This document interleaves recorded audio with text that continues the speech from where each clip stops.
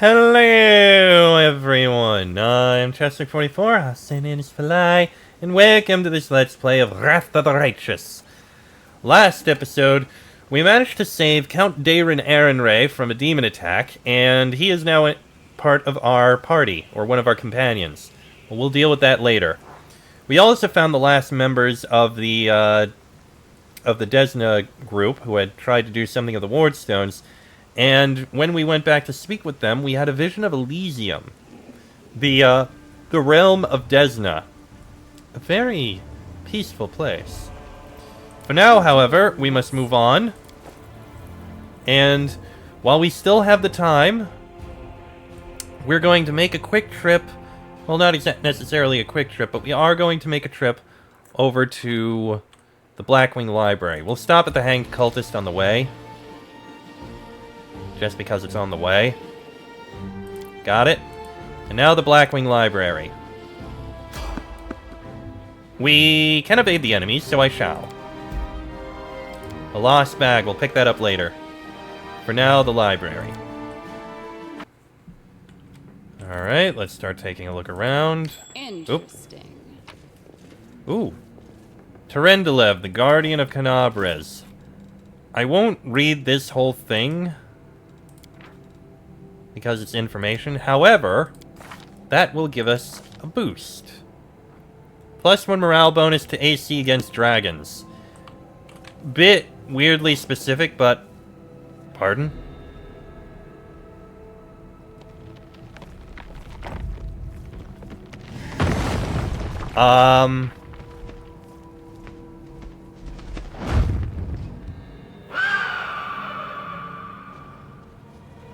Well, that happened.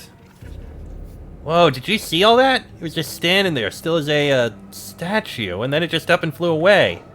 In the name of Iomade, what was that? That was a griffin. Sure, why not? Ooh. Another book that we can get something from. This one, not as much. Padded Skin of Focus. Hold on. New book. Not gonna bother reading it, but what does this one give us? +1 competence bonus to attacks and damage on all natural attacks. I have a bite attack! That is a natural attack! Sure, I'll take it. The great library of Canabres has been ravaged and wrecked in the most barbaric way. Seems that someone took perverse pleasure in smashing lamps and furniture and tearing pages out of books. Not gonna take the comma. Oh, we did get a padded shirt, which is +2 bonus in concentration checks.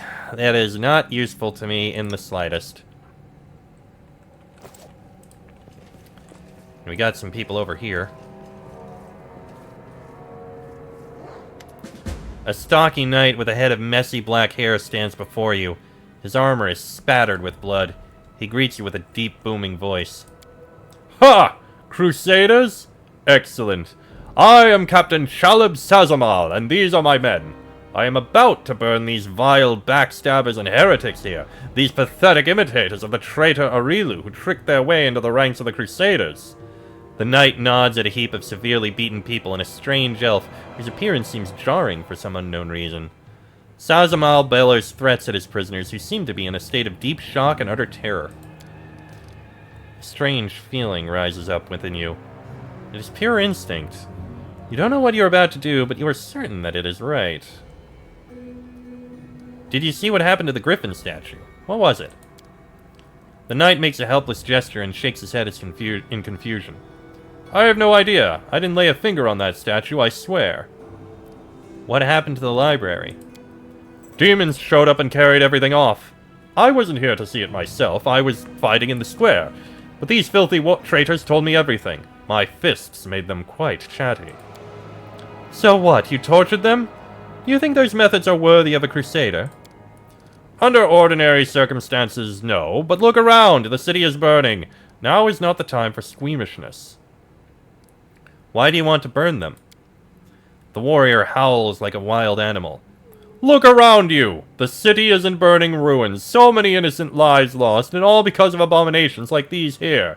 Cultists, heretics, and spies slipping into our ranks, carrying out the orders of their brutal masters and preparing a heinous death for us all. They want to give us over to the demons just like Aurilu did with Sarkoris. They deserve to feel the flames licking at their legs. You come up with nasty words to use against people. You call them heretics, cultists, spies, so you don't have to call them people. Good people just like you. You'd feel bad for doing this to people, but not to heretics. Without those words, you wouldn't be able to burn them. Take a closer look at the ruthless crusader. Caleb is talking too loudly, all while casting sidelong looks at you. You've seen similar behavioral quirks before. And liars. Examine the crusader's armor and the symbols on it. You notice that the emblems on the armor of the two silent crusaders belong to the Order of the Flaming Lance, but Caleb's armor bears the sigil of the Order of the Sunrise Sword. Strange, then, that he introduced himself as their captain. Something's not right here. We will give in to the strange instinct. Idiots, stop! Heed my command in the name of Baphomet! The words fly out of your mouth before you can even think them. Some gut instinct told you that this is precisely what needs to be said in this moment. And the words hit their target. The Crusaders jump in surprise and look at each other in terror. Woljif glares menacingly at Caleb. Didn't you know, mortal? We're everywhere. Caleb leaps to attention and barks out. Sorry, I couldn't have known. We'll fix it right away, ma'am.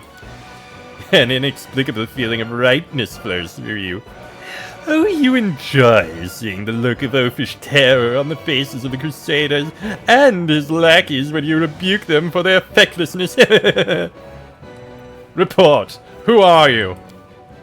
The Crusader's eyes bulge in fear as he barks out. Caleb Sazonal, former knight of the Order of Everbright Crusaders, deserter.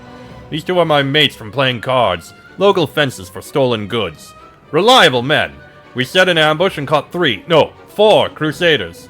We wish to join the ranks of the triumphant army of the Worldwound. Good lads, brave fighters. We could do more like you in the cultist ranks. Then our victory would be assured. Thank you. I'll do my best. Caleb watches Lan with rapt attention, his eyes lingering on Lan's horn. Caleb is a Crusader name. Are you a Crusader? I hereby give you a name worthy of a demon. Foul Snout. Biting his lip, the bold cultist proudly thrusts out his chest. Thank you, madam. Foul Snout furrows his brow in a display of menace, trying to show his brutal determination to take on all the Crusader forces put together. Stop wasting valuable fuel. If you like burning books, go rig the Great Garrison Library. Our enemies might try to sneak in there. Step to it. There's plenty more where that came from, ma'am. I'll do everything you've ordered, and just as soon as those Crusaders arrive, they'll be dead meat. I'll go make sure that we get make it another 2 barrels of alchemist fire from the Great Garrison storeroom. Things are going to burn right up in there.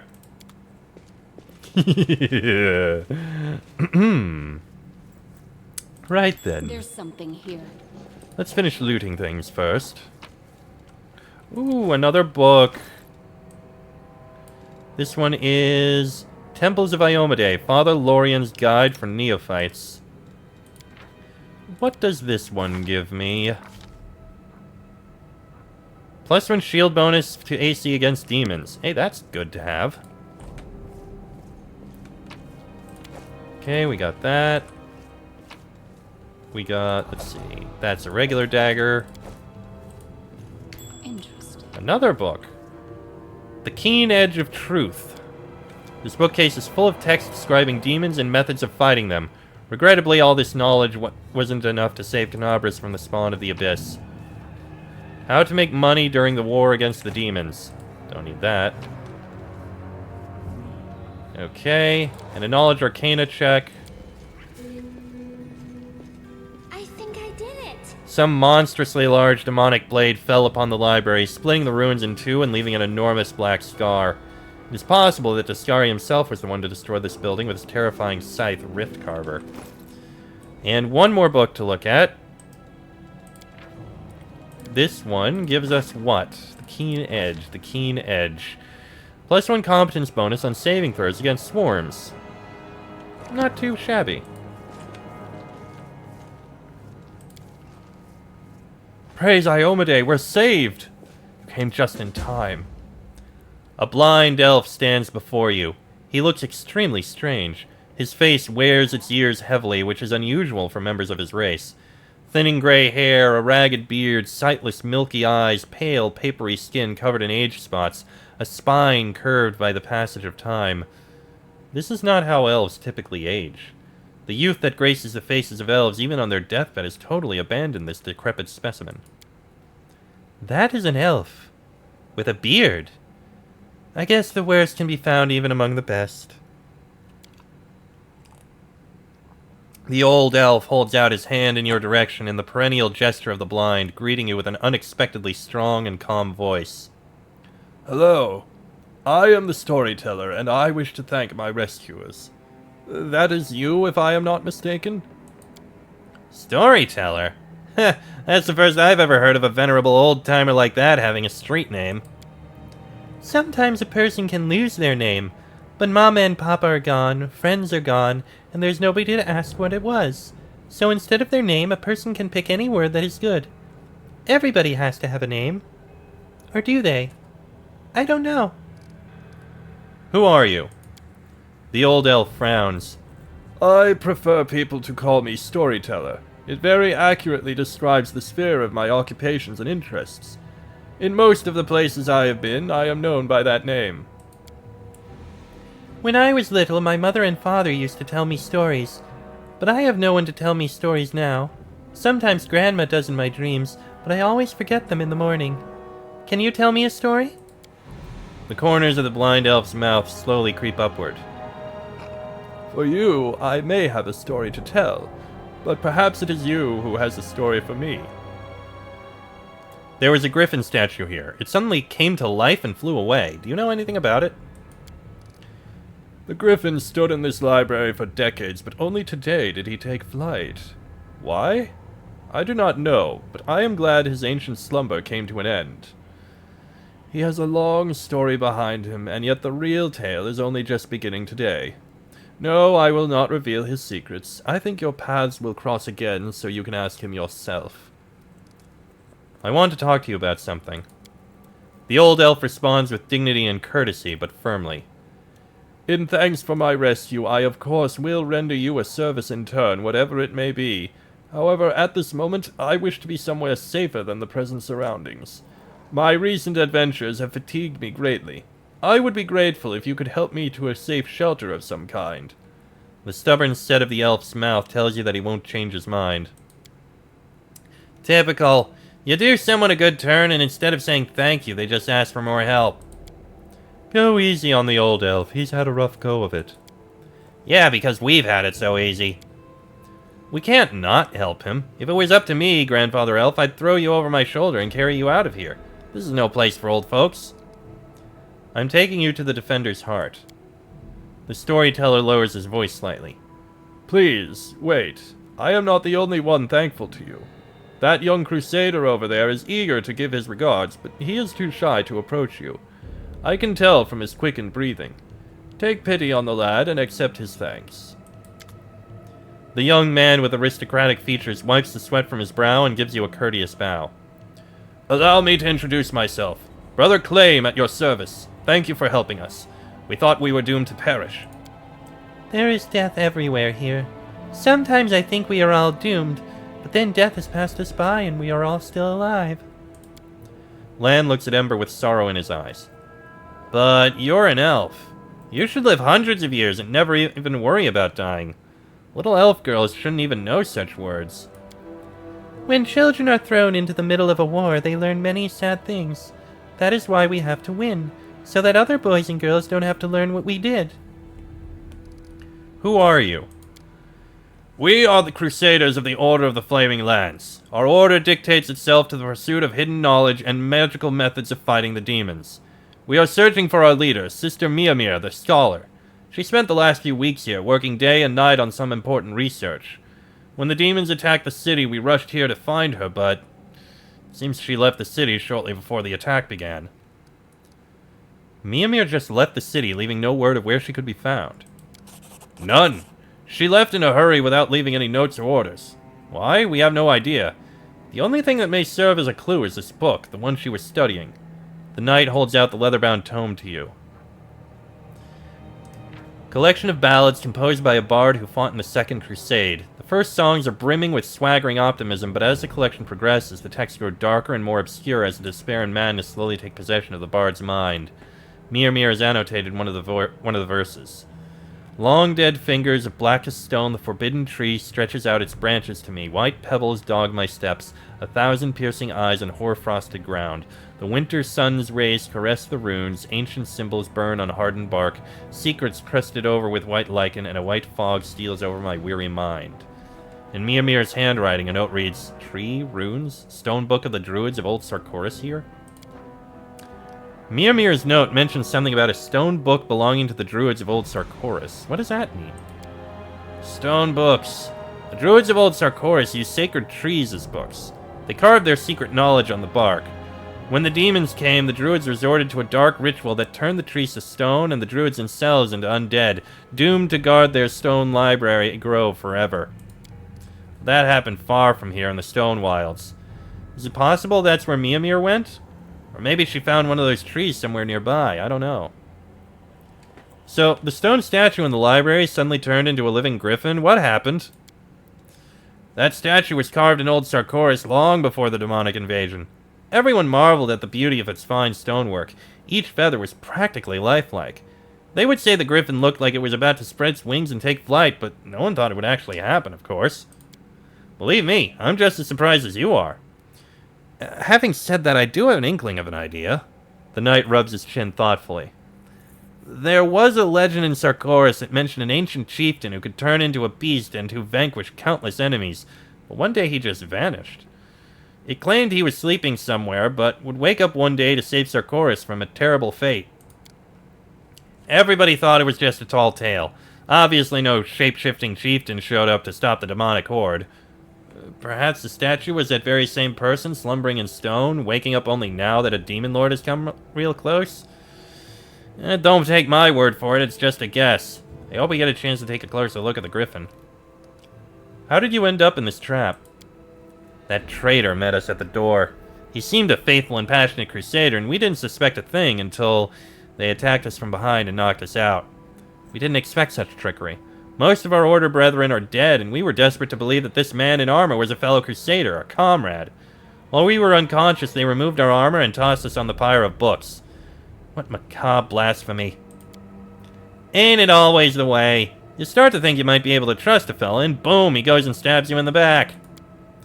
But if you never trust anyone, then soon you'll become a killer just like Holrun. That's hardly better, is it? Don't start on that now. Fine, fine, you convince me. You can trust people. But only one in every dozen, I'd say, and not for long even then. Who's the elf with you? Is he a crusader as well? No, he calls himself the Storyteller, and he only recently arrived in Canabris. We often saw him in the library. He was interested in the writings about early Sarkoris and the era before that. Seems the traitor caught him in the library and decided to kill him along with the rest of us. Have you noticed that the Storyteller is a little odd? Even for Canabras, where you can meet the strangest people from the farthest corners of the globe among the Crusaders. Have you ever seen such a decrepit elf before? Not just old, but ancient, with a gray beard like that. Elves don't tend to grow beards, I thought, and they don't have wrinkles. An elf with wrinkles and a beard. A detestable absurdity. Hold on there. A beard isn't the worst thing a person can have growing on their face. You should see some of the people back in my village. The worst thing that's growing on your face is your mouth. Please try to open it a little less often. Lan clenches his teeth and turns away with a dismissive wave of his hand. Sheesh. I mean, it's a good comeback in a way, but he didn't deserve that. Go to the Defender's Heart. Those who are ready to fight back are gathering there. The city still fights. Well, that's incredible news. We'll go to our sanctuary guarded by our Order brothers and sisters. We'll bring them to the Defender's Heart. Excellent.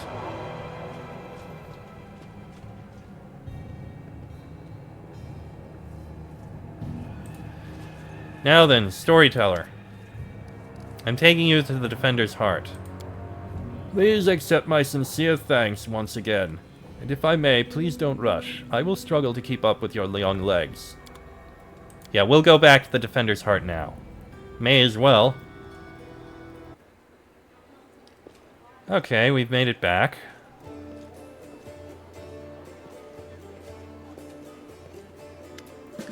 The Defender's Heart greets you with unexpected liveliness. Beyond the walls of the tavern, the once bustling and festive city lies in ruins, but somehow none of that can be felt within these walls. The people in the room are talking, laughing, raising toasts, even softly singing. It doesn't look like typical tavern revelry, but nor is it the grim vigilance of recent days. Seela waves to you.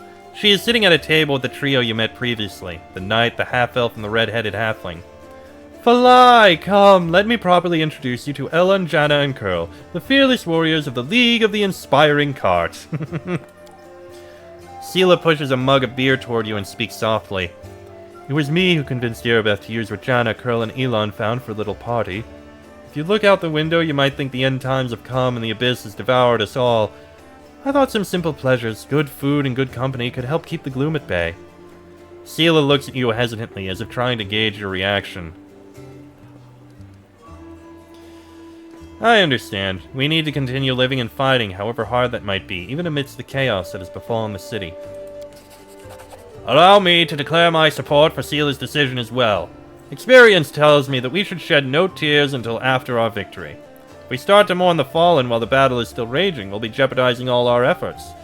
Now is the time for rest. We'll bury the dead after the last demon has been driven from Canabras. Hey, are we just going to sit here with grim faces? I say we get to know each other a little better, so we have better reasons to toast. Tell me about you and your order, Elon. As stories go, it's not very entertaining. I was born far to the south in Andoran. I lost my parents early, led the life of a simple mercenary, but often questioned the path I had chosen. I'm proud of my sword skills. I enjoy training in drills, and I'm not afraid of battle. But risking my life for coin? Takes a special mindset to choose that lot with no regrets. You have to want to risk your blood. I saw too many of my friends die, and I wondered if it was worth it. So in the end, I decided to choose another path. Now, I'm not going to lay down my life. Now, if I'm going to lay down my life, at least it will be for a good cause. That's how I ended up in Mendev and became a squire for the Houndhearts. It's a small order. By tradition, it never has more than 12 members, and a new member is only knighted after one of the elders dies. We patrol the lands along the Wardstone line and provide aid to travelers and settlers. Unfortunately, death is common among the Houndhearts. I became a full knight 2 years ago after laying my mentor to rest. But I'm confident with my choice. My place is among the Crusaders.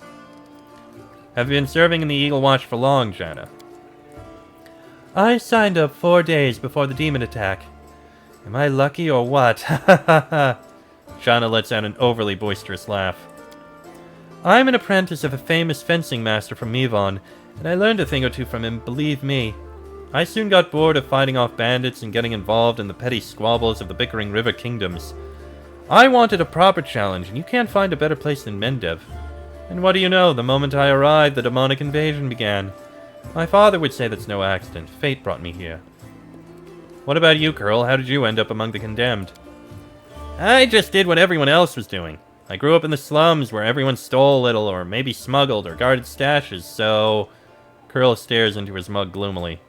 But I never killed anybody, and I never did anything really bad. I got caught stealing, and when they made me choose between prison and the condemned... Well, of course I didn't want to go to prison. I'm not that good a fighter, but as Norgerber is my witness, a thief can also be useful in a war against demons. I've always been a good scout. I can sneak under the nose of any monster. But I don't know where my friends are now. We got separated when the demons rampaged through the city. Chin up, friend. Whoever you were in the past, you're our friend now, and a crusader. Your skills will be useful to us, you'll see. How do all of you know Seela? I met my noble sister on the road to Canabras. I was returning from the south from my fiancée and was happy to be in the company of a paladin of Iomade. We said our farewells at the city gates and I went north along the road to Dresden to my order's camp. Ellen's face grows grim at the mention of the camp. The demons attacked us there at the same time they struck Canabras, but we managed to fight them off. We hurried to the city's aid and joined forces with the Eagle Watch. All my fellow Houndhearts were wounded during the battle on the streets. I'm the last knight of my order who can still fight. It's so good to see Sela again. Every loyal heart counts these days. I met Sela in a tavern in Canabras. Before the attack, of course. She was one of the few who would sit at a table with the condemned. Knights usually don't even look at us, but Sela's different. I knew it the moment I saw her. That's what made me notice Sela too, so I sat down to talk to her. I never understood why everyone treated the condemned so horribly, and I still don't. Our Curl is a great lad. So after that night, Sela and I went around the taverns together every day. Mendev is an amazing place. People from all over the world come here for glory, redemption, or to help those in trouble. And they always find each other. This might be the best place in the world to find like-minded people and friends. That was a toast in case you didn't notice. Sela, did you call me over just because, or is something the matter? I didn't just want to talk about today's celebration. You see, Elon is in trouble. I want to help him, and I don't know anyone else in the city I can turn to. His fellow knights were all wounded in battle. Elon shakes his head. Bad idea, sister. I told you, I don't want to bother anyone else with my problems. I need to handle them on my own. Oh, come on. Hiding your sadness from your friends is no way to live. Curl is right. Falai helped me find you. Without her help, I'd still be looking for you all over Canabras. So, Elon, come on. Stop being so stubborn. Tell me more. The young knight shakes his head. In all truth, I do not wish to impose. My problems are just minor troubles. A paladin of Iomade and her friends certainly have more important things to do, especially now that Canabras has been overrun with demons. If I've learned anything in life, it's that there's nothing minor about good and evil. Sela begins seriously, but then a smile lights up her face. Take the three of you, for example. Seems like all you did was save one card from some lesser demons, but look how many people are happy now. That feat will never be sung of in songs, but who knows? Maybe thanks to this one joyous hour of peace and rest, the defenders of Canabras will find the strength to protect the city. I talk too much, don't I? Well, Sir Elon, I want to help you, and my reputation as a holy warrior of Iomade won't suffer if it's more of a minor adventure than a glorious feat. Alright, I'll explain. The life of a crusader has given me more than just a purpose and a chance to serve a righteous cause. When I abandoned the life of a mercenary and came to Mendev, I gained something else I never expected. It's here that I met, may all the ladies here forgive me, the finest girl in all the world. It's a miracle she found any love in her own heart for a bungler like me, but I'm not about to let this miracle go. Not even the Demon Lord Discari and all his demon army can stand in my way. Luckily, my beloved is now safely away from Canabras. For half a year, I've been getting up my courage to propose to her. I even ordered a ring from Derek Sunhammer, the best jeweler in Mendev. Independent knightly orders live mostly off donations, and I'm not what you would call rich, but I so want to make Kiana happy. Oh, look, it took me 3 months to find a jewel the same shade as her eyes, and twice that long to scrape together enough money. Master Derek's work was worth it, but I lost the ring during the demon attack, and I'll probably never find a worthy replacement. The ring is most likely still at the Houndheart's camp outside the city. Elon and his friends didn't have time to pack up their camp. First the demons ambushed them, and then they rushed off to help Canabras. I think we should at least go there and check. Not right now, of course, but once the situation in the city is under control. What could we run into at this camp? My friends and I killed 2 large demons attacking the camp, then rode straight to the city without spending any more time cleaning up the rest of their band. It was only a few imps, but they might still be at the camp. Of course, this was a while ago. Our camp was attacked at the same time as the wardstone in the main square, and I haven't been back there since. Fine, I'll help. Sela puts her hand on your shoulder. Thanks for agreeing to help. Elon is a good man and a true knight, and I think the world should repay those who are so devoted to doing good. Let's help him, so he can propose to his beloved the way he wanted. Sela, I hope you can convince Irabeth to let me go with you when you do this. I don't want to be parted from my friends. Of course. If the League of the Inspiring Card has come together in this dark hour, we must continue onward together. Alright. And with that, I am going to end this episode here. Next episode, we gotta give levels to our 2 new companions. We need to speak with them. We need to turn in quests. We need to turn in loot. And we gotta take care of things back here at base. But that'll be in the next episode. So until then, I am Trusty44. I'll send in Sply. That is me. This has been a Let's Play of Wrath of the Righteous. And I shall see you all next time.